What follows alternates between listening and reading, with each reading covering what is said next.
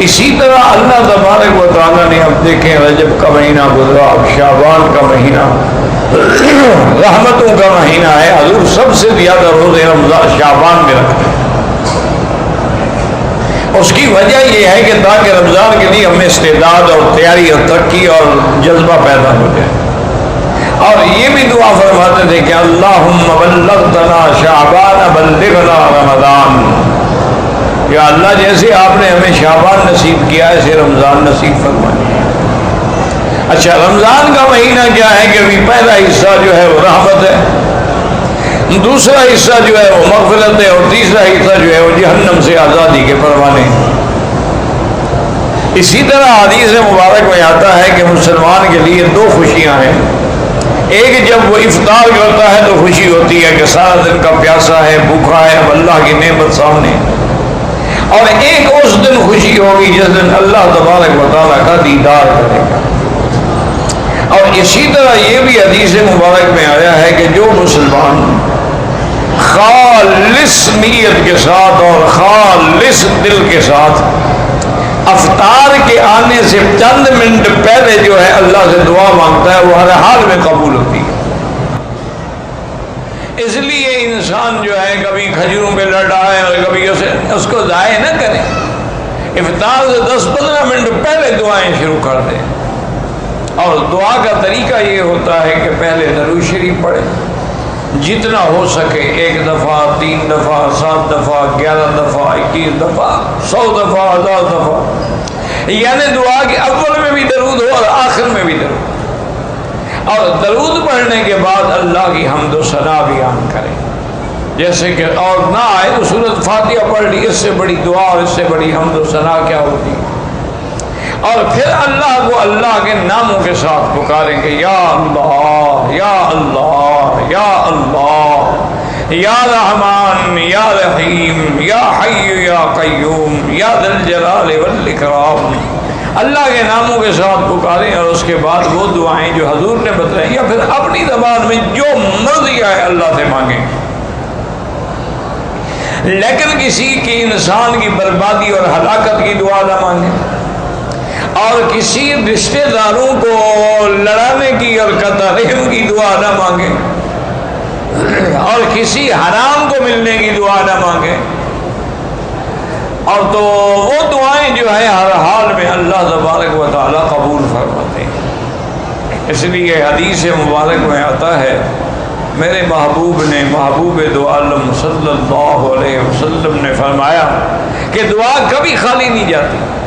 یا تو جو آدمی مانگ رہا ہے کہ یا اللہ مجھے حج نصیب فرما دے، حج نصیب ہو گیا، یا دعا مانگ رہا ہے لیکن وہ تو چیز نہیں ملی لیکن مصیبت آ رہی تھی، اللہ نے اس کو دفع کر دیا۔ اور تیسری صورت یہ ہوتی ہے کہ اس کی دعا کو قیامت کے لیے لکھ دیا جاتا ہے، ذخیرہ بنا دیا جاتا ہے، اس کا بدلہ اس کو قیامت میں ملے گا۔ تو جب قیامت میں دعاؤں کا بدلہ ملے گا وہ کہے گا یا اللہ کاش میری دنیا میں کوئی دعا بھی منظور نہ ہوتی، آج ہی سارے مجھے بدلے مل جاتے۔ تو یاد رکھیں کہ دعا جو ہے وہ کبھی خالی نہیں جاتی، صرف شرط یہ ہے کہ مانگنے والا ہو، شرط یہ ہے کہ اخلاص ہو، شرط یہ ہے کہ تڑپ ہو، شرط یہ ہے کہ درد دل سے دعا مانگے۔ جو دعا دل سے نکلتی ہے نا یاد رکھیں وہ اثر رکھتی ہے۔ اور اسی طرح حضور نے منع فرمایا ہے کہ ان قلب اللہ، کہ اگر زبان پر تو دعا مانگ رہے یا اللہ آج نصیب فرما، عمرہ نصیب فرما، رمضان نصیب فرما، مدینہ پاک، لیکن دل غافل ہے، دل کسی اور طرف لگا ہوا ہے۔ کیا معنی؟ بر زبان تسبیح و در دل گاہ خر، کہ زبان پر تو تسبیح ہے لا الہ الا اللہ، اور خیال یہ ہے کہ پتہ نہیں میرا گدھا جو ہے اس کو کسی نے پانی پلایا ہے نہیں پلایا۔ تو اب زبان کے اندر تو تسبیح ہے اور دل کے اندر کھوتا اور گدھا کھڑا ہوا ہے، تو دعا کہاں منظور ہوگی؟ دعا یہاں مانگ رہا ہے اور خیال ہے یار پتہ نہیں میرے بیوی بچوں کا کیا بنا، وہاں ملک میں کیا حال ہوگا، گھر میں کیا حال ہوگا، پتہ نہیں راشن بھی ہے کہ نہیں ہے، تو پھر دعا مانگنے کی کیا ضرورت؟ اس لیے حضور پاک نے فرمایا کہ غافل دل سے کبھی دعا نہ کرو۔ اور علماء نے اور اولیاء اللہ نے لکھا ہے کہ جب دعا مانگو اور دل لگتا جائے دعا میں کہ بالکل زبان پہ دعا ہے، آنکھوں میں آنسو ہیں، دل میں رقت ہے، بدن میں خوف ہے، بدن پہ لرزہ طاری ہو رہا ہے، سمجھو کہ رحمت کی گھڑی آ گئی ہے، اور مانگو اور مانگو اور مانگو، اور دعا مانگ رہے ہو دل نہیں لگ رہا، بس کر دو. ایسا نہ ہو کبھی نافرمانی کی وجہ سے کہ اچھا مانگتے مجھ سے اور دیکھتے ادھر ہو.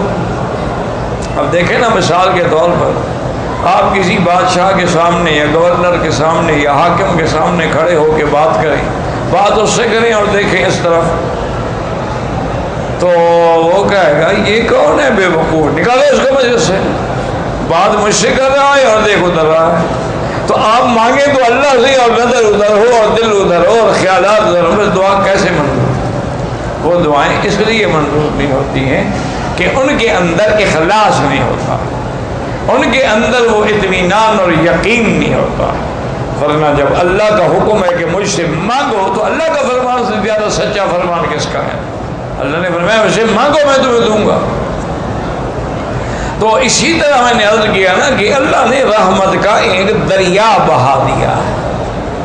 اچھا آپ نے کسی کو افطار کے وقت پانی پلا دیا ہے، آپ کو بھی پورے روزے کا ثواب مل جائے گا.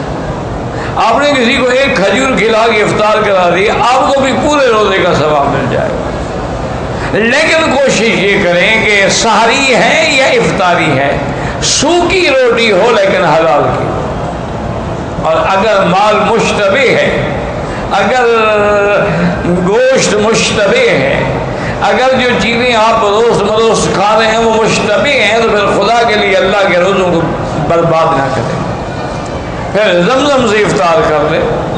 اچھا بعض جاہل لوگوں نے یہ بھی بنایا ہوا ہے کہ جی نمک سے افطار کرتے ہیں، یہ بالکل جاہلوں کی بات ہے، کسی پتہ نہیں ہندو نے گھڑی ہے یا مسلمان نے گھڑی ہے.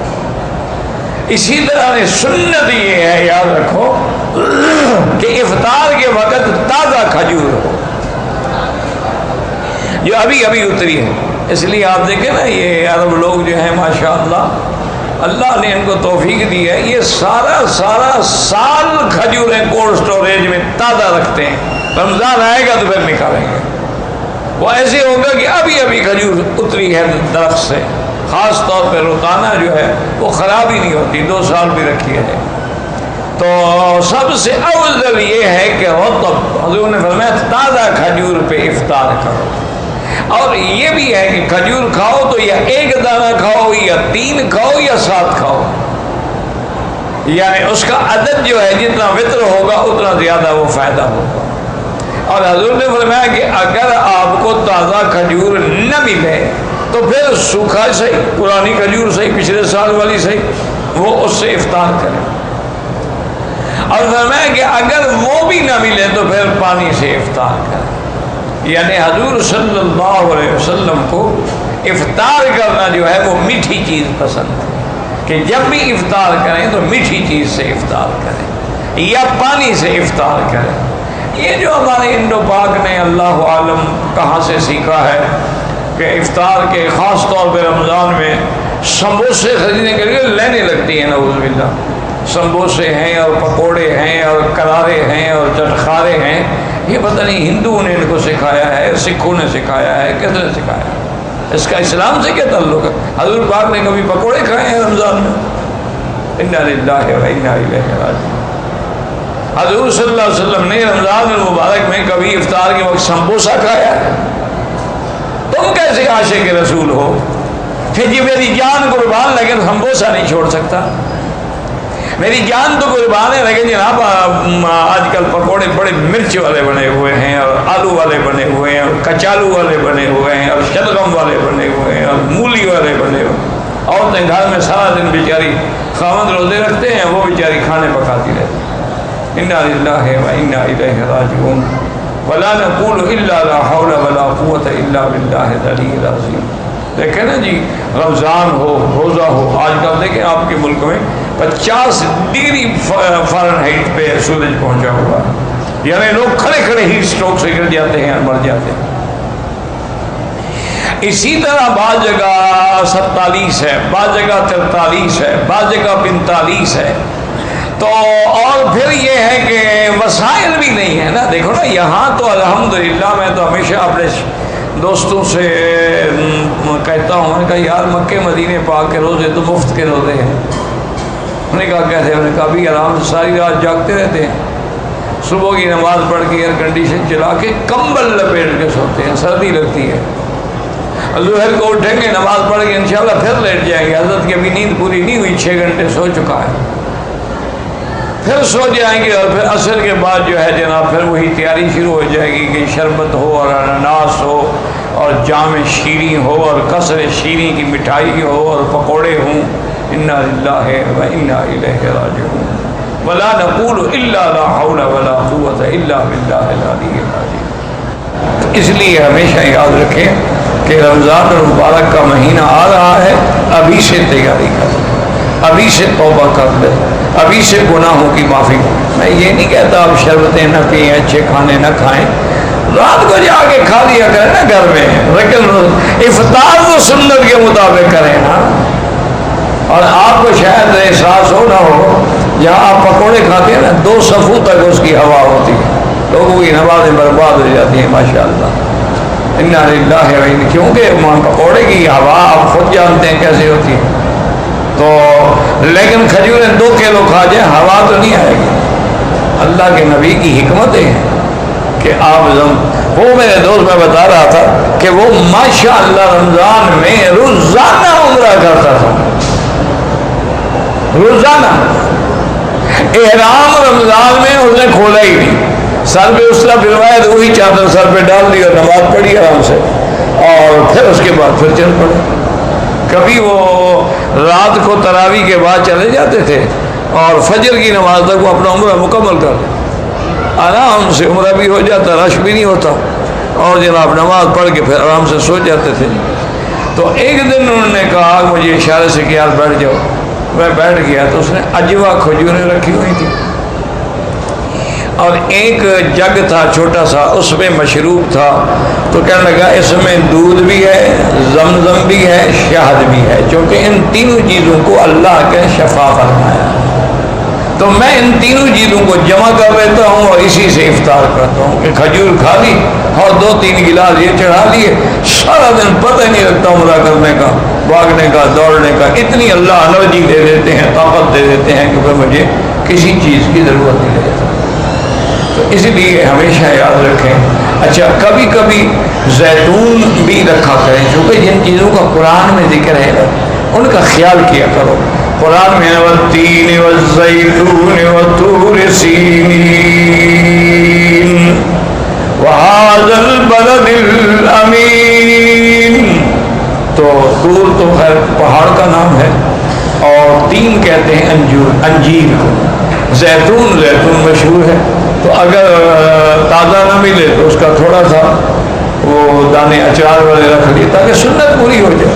وہ بھی نہ ملے تو زیتون کا تیل، حضور تو تیل میں روٹی ڈبو کے کھاتے تھے. آپ کے لیے سالن کیا تھا؟ زیتون کا تیل، اس میں روٹی ڈالی اور کھا لی. اور یا کبھی خل مانا سرکہ، حضور سرکے سے روٹی کھاتے. ہمیں بھی یاد ہے یار، آج کل تو سب بڑے آدمی بن گئے نا. جب مکے شریف آ گئے، مدینے آ گئے، ایئر کنڈیشن گاڑیاں مل گئیں، ایئر کنڈیشن گاڑی مل گیا. وہ بھی کہتے ہیں پدرم سلطان بود. میرا تو باپ جناب بادشاہ تھا، اور ہمارے شلغم کے باغ ہوا کرتے تھے جو ہمارے گھروں کی چھتوں پہ لگائے ہوئے تھے. انا للہ و انا الیہ. شلغم کا بھی باغ کا بھی دیکھا ہے.